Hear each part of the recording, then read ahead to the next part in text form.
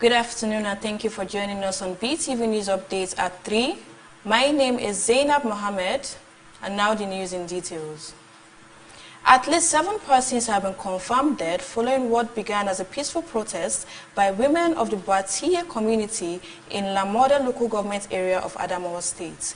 The protest sparked by alleged invasions by members of the Chopo community reportedly turned chaotic after an altercation between the protesters and security operatives. The report. Grief, anger and deep frustration filled the air as women dressed in black gathered to mourn. They said that more than 7 victims had been part of a peaceful protest in Lamode aimed at drawing attention to the repeated incursions into their community. The demonstration, they added, ended tragically after a confrontation with security personnel.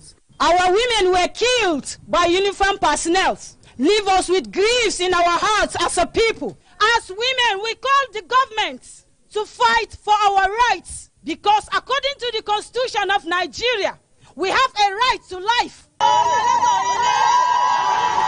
From Numan General Hospital, hundreds of women and youth took to the streets chanting solidarity songs and briefly disrupting traffic along major roads as they proceeded towards Lamode for the mass burial of the victims. Their destination is the Lamode Local Government Secretariat, where they intend to lay the women to rest. Many eyewitnesses at the scene recounted what they described as a terrifying experience. The women are protesting about what happened, about what security men supposed to have done. They didn't do. So those army, they were coming with about some of the trucks. That is the military. They came. One of their truck passed. There was a guy holding a MG gun on top of the truck. One of the truck. When they come, they shot the bullet at the top and on the air. He shot at the air like this. They laughed. They were laughing. They shot the bullet. The road was open. Everybody cleared out. They went and passed.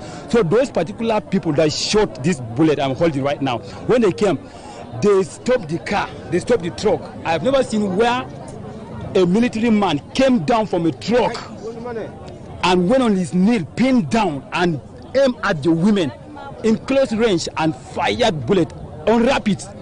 And shot about over 20 people at the spot. 5 people were lying dead. No one was having any armed. Nobody was having something with them. We were just holding leaves. However, the Nigerian army has since refuted the claims in a public statement, urging the communities to remain calm as investigations continue. The Beetv community is calling on the Adamawa state government, security authorities, and relevant federal institutions to launch a transparent inquiry and ensure justice for the slain women. Zainab Mohammed reporting for Beetv News. Spanning sectors from education to agriculture, global home and lifestyle retailer Oka has strengthened its presence in Africa by opening its largest showroom on the continent in Lagos. The launch highlights growing investors' confidence in Nigeria's consumer markets, even amid current economic challenges. The report. The new showroom, located in Eco-Atlantic City, Lagos, spans 50,000 square meters and offers more than 100,000 SKUs across 4 floors, making it the largest home and lifestyle retail space in West Africa. Oka, which operates in 22 African countries, said the Lagos investment is part of its long-term growth strategy to consolidate market share across the region. The company noted that Nigeria's large population, rising urbanization, and increasing demand for modern home solutions make Lagos a strategic choice for its flagship operation. As part of our long-term expansion strategy, we are planning to open multiple Orca showrooms across several Nigerian states, ensuring that more families across the country have access to our world and of modern, accessible home and lifestyle solutions. Development of this magnitude will support the creation of significant jobs in sales, merchandising, design, warehousing, facility management, and so much more. It also boosts local linkages with the strong collaboration between Orca and local Nigerian manufacturers. The Lagos showroom, which features categories such as furniture, decor, lighting, kitchenware, outdoor items, children's products, and lifestyle accessories, is expected to further strengthen Orca's competitive positioning. The governor of Lagos State noted that the expansion demonstrates Orca's commitment to Africa's retail economy, with particular focus on Lagos State. As Africa's largest showroom, this establishment will create jobs. It will help stimulate employment for our young, teeming innovative, smart minds. It will help to generate increased revenue for government, and everyone will indeed see a growth. We bring over 100,000 products under one roof, carefully curated to meet the diverse lifestyles and tastes of African households. This Lagos flagship does not just offer variety, it offers an evolving world of design, comfort, and functionality. With existing operations in Senegal, Ivory Coast, and Nigeria, Orca's West African expansion reinforces the company's long-term confidence with the region's vital future. Zainab Mohammed reporting for Beetv News.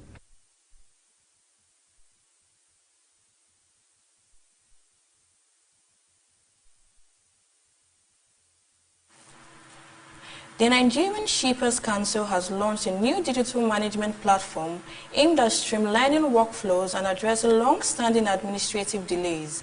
This initiative comes in line with the federal government's directive requiring all ministries, departments, and agencies to transition to a fully paperless system by December 2025. The report. Nigeria's march towards full digital governance is entering a critical phase as the federal government insists that all ministries, departments, and agencies must complete their transition to a paperless system by December 2025 under the Enterprise Content Management Initiative. At the unveiling of the Nigerian Shippers Council Enterprise Content Management System in Abuja, top government officials emphasized the urgency of the digital push. By strengthening internal coordination, documentation integrity, and operational transparency, the system will greatly enhance the Council's overall regulatory effectiveness and the quality of service ultimately delivered to stakeholders. This transformation aligns seamlessly with the Ministry Board's agenda of improving port performance, reducing inefficiencies, and enhancing Nigerian competitiveness in regional and global trade. The Council's Enterprise Content Management Platform is designed to eliminate delays, end manual file movement, and streamline public sector workflow through automated processes, secure digital approvals, and real-time dashboards. While it is not targeted at external stakeholders, it is an essential enabler of better service delivery to them by improving the speed, accountability, and transparency of our internal processes. We are strengthening the foundation of our regulatory role. Reiterating the government stance, the head of civil service of the Federation emphasized that the December 2025 paperless deadline is sacrosanct, urging all agencies to accelerate implementation. Under this plan, we have adopted a bold reform agenda structured around 6 pillars, which are capability building and talent management, performance management system, the integrated personnel and payroll information system. With more MDAs deploying similar system, the government says a faster, cleaner, and more transparent public service is well within reach if agencies remain committed. Zainab Mohammed reporting for Beetv News. Governor Ademola Adeleke has officially defected from the People's Democratic Party to the Accord Party. He resigned from the PDP on Monday, citing ongoing crisis within the party's national leadership. In a statement issued by his spokesman, Olawale Rashid, the governor expressed gratitude to the PDP for the opportunity to serve under its banner, both as a senator and as the governor.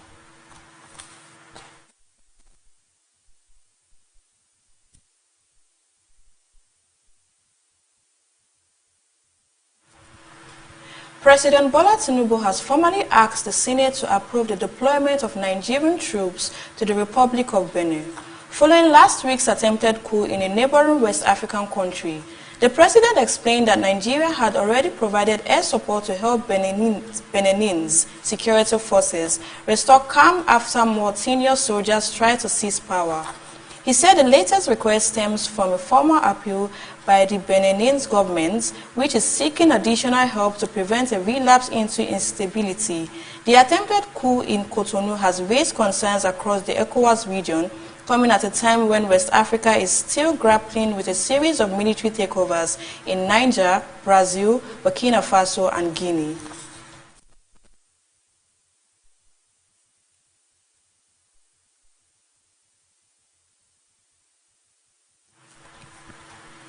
Group Fame Foundation says it has secured justice for a minor who was brutalized by a female guardian earlier this year.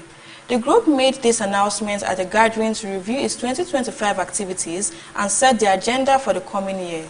The foundation also announced that it's trained over 1,000 youths and girls in various skills, including the production of reusable sanitary pads. The Minister of Youth and Chairman of the Sports Commission appreciated the foundation's contribution to youth development. The government reaffirmed its commitment to empowering youth amid economic challenges.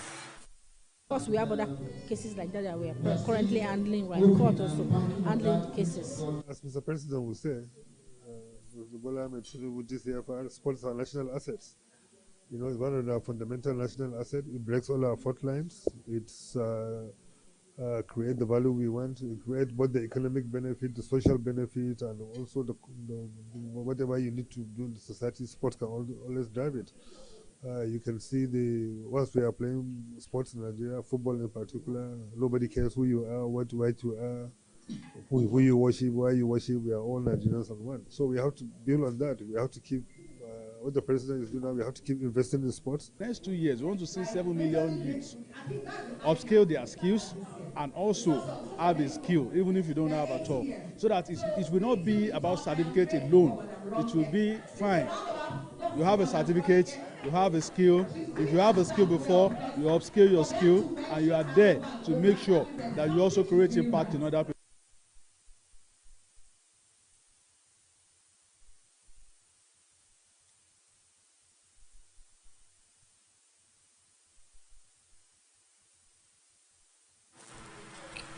The Lagos Chamber of Commerce and Industry has elected Mr. Leye Kupolui as its 44th president and chairman of the council, following the completion of Mr. Gabriel Idahosa's tenure, who assumed office on December 7, 2023. Mr. Kupolui, an engineer and former deputy president of the chamber, succeed him as president.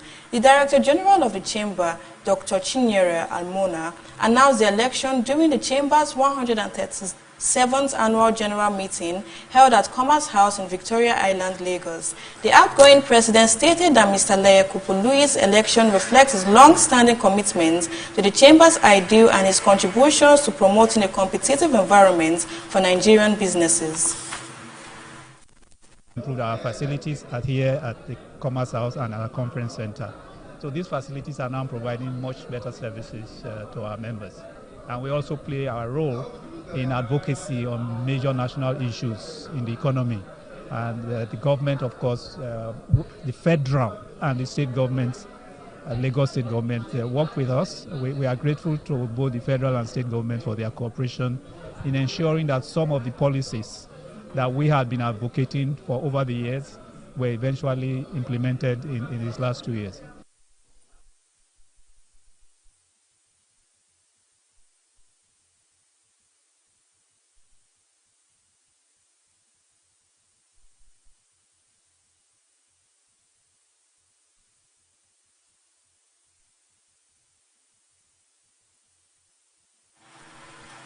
Now to business news.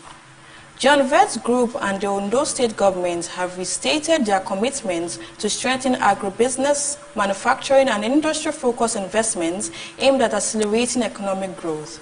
The reaffirmation was made during the company's 2025 end-of-year celebration in Akure, which drew industry leaders, international partners, traditional rulers and senior government officials. The report. The state government said its ongoing reforms in ease of doing business, digitalization, security and infrastructure are designed to position Ondo as a competitive hub for agriculture, manufacturing, technology and energy.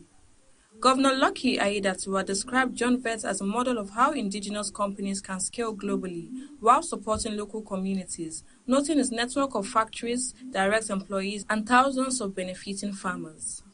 John Vett announced that it has expanded its global footprint through partnerships with institutions such as IFC, British International Investments, and Afreximbank. The Global said it will continue to invest in capacity, strengthen value chains, and collaborate with local and international partners across its 7 business units spanning processing, manufacturing, food production, and commodity trade. Abumet Nigeria Limited has reinforced its corporate social responsibility commitment through an outreach to JKS Home for Children with Special Needs in Kubwa, Abuja, as part of activities marking its annual CSR program and the International Day of Persons with Disabilities. The company donated food items, household supplies, and essential materials aimed at improving the welfare of children. The management of the home said the support was significant, noting that the facility established in 2010 cares for the 16 special needs children, including those with autism, cerebral palsy, Down syndrome, and ADHD. Caregivers highlighted ongoing interventions such as physiotherapy, medical support, and skill development programs that help some children achieve greater independence and attend school through the JKS Special Needs Academy. Abumet emphasized that its CSR efforts are targeted at improving community well-being and supporting vulnerable groups beyond its manufacturing operations. The company said its initiatives are designed to inspire hope, strengthen community trust, and demonstrate its long-lasting commitment in social impact in line with global observance of disability inclusion. Federal government begins 4 trillion naira Gen cost debt repayment with first bond issuance. The federal government has commenced the repayment of the 4 trillion naira owed to power generation companies with the launch of a 590 billion naira first tranche bond under the NBET Finance Company PLC bond program. The Series 1 issuance includes 300 billion naira to be raised from the market and 209 billion naira in non-cash bonds to be allotted directly to GenCos, both carrying identical terms. The bond guaranteed by the federal government has a 7-year tenure, fixed coupon rates, and a semi-annual interest payment, and will be renewed on an amortizing basis. It will be listed on the Nigerian Exchange and the FMDQ Securities Exchange and will qualify for investment by pension funds, banks, insurers, and asset managers. Government officials said the program aims to ease the liquidity strain that has long hindered GenCos operations due to chronic under-remittance by electricity distribution companies. The initiative marks a major step in stabilizing the power sector, where mounting debts estimated at 4 trillion naira and projected to reach 6 trillion naira have weakened generation capacity, constrained gas supply, and contributed to nationwide grid instability. Repayments will be funded through the national budget, supported by NBET's recoveries from discourse, with Cardinal Stone Partners serving as lead insuring house and advisors as consultations with GenCos continue. Zainab Mohammed reporting for Beetv News.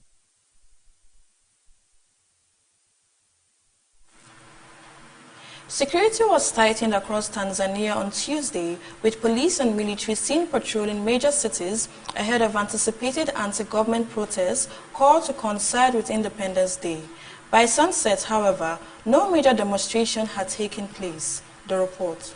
Residents in Dar es Salaam, Arusha, Beira, Wanza, and several other urban centers reported an unusually slow start to the day, with many people choosing to remain indoors amid uncertainty over whether protests would happen. The demonstrations were called to demand political reforms in the wake of October's post-election unrest, which left an unknown number of people dead. The authorities have admitted using force against protesters, claiming that some groups were attempting to overthrow the regime. On Tuesday, BBC reporters observed nearly empty streets in the commercial capital, Dar es Salaam. This was a stark contrast to the city's usual weekday bustle. Although quiet, the atmosphere remains tense. In a sentence, police spokesperson David Missim assured the public of their safety and the protection of their property, saying the situation remained calm nationwide. He also urged citizens to dismiss old photos and video clips circulating on social media that falsely suggest protests are taking place. Zainab Mohammed reporting for Beetv News.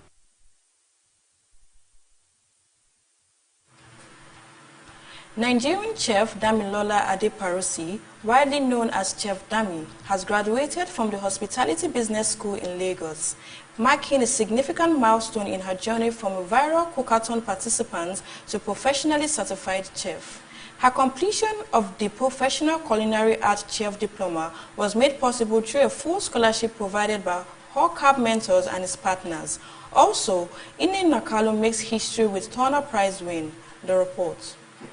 Chef Dami first gained national attention in June 2023 after her cookathon attempt, which propelled her into the public spotlight and opened new opportunities in the culinary field. She began a program in February 2025 and described the experience, especially wearing her chef uniform for the first time, as a motivating step in her professional development. Her scholarship was supported by a collaboration between HBS, Food Entrepreneur of Fatherboy, the Ekiti State Government, and First Lady Yemi Oyebanji. The program includes 5 additional training modules intended to produce well-rounded chefs, according to HBS Group CEO Dr. Mekuye Eric. Chef Dami thanked supporters who facilitated her enrollment and said the training had positioned her for a more structured career in the food industry. In another development, music icon Innocent Tubaba Idibia has appealed to fans and the public for understanding following widespread online discussions surrounding his marriage to lawmaker Natasha Osawaru. The controversy followed the circulation of videos showing a tense moment in their home,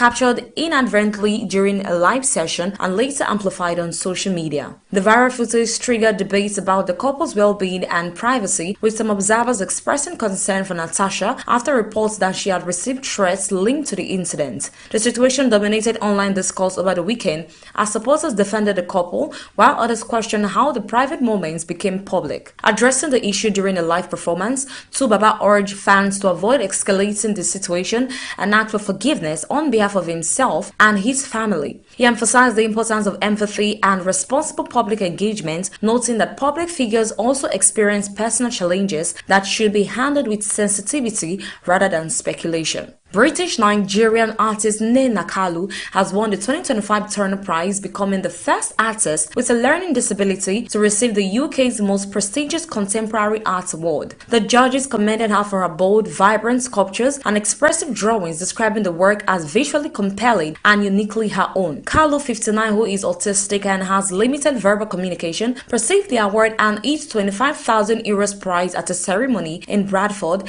the UK's current city of culture. She has been a resident artist at Action Space since 1999, an organization that supports artists with learning disabilities and has steadily gained prominence in the art world over the past decade. Her sculptures built from layers of ribbon, string, fabric, VHS tape, and other repurposed materials have been recognized for her dynamic three-dimensional qualities reminiscent of abstract expressionist forms. Tate Britain director and jury chair Alex Farquharson said the pieces were distinctive work that could only have been created by Kalu. A longtime artistic facilitator Charlotte Holinshed described the victory as a breakthrough moment that expands representation and recognition for artists with learning disabilities. And that's it on the entertainment news. Evelyn Isabella reporting for Beetv News.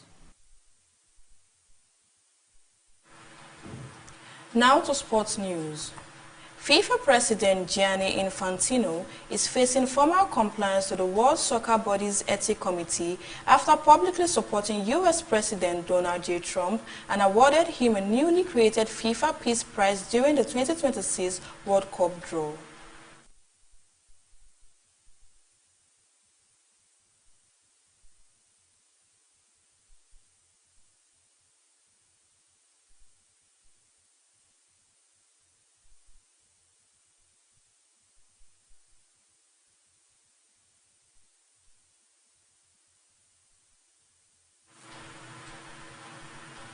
Thank you for staying with us at Beetv News Updates at 3. My name remains Zainab Mohammed. Goodbye for now.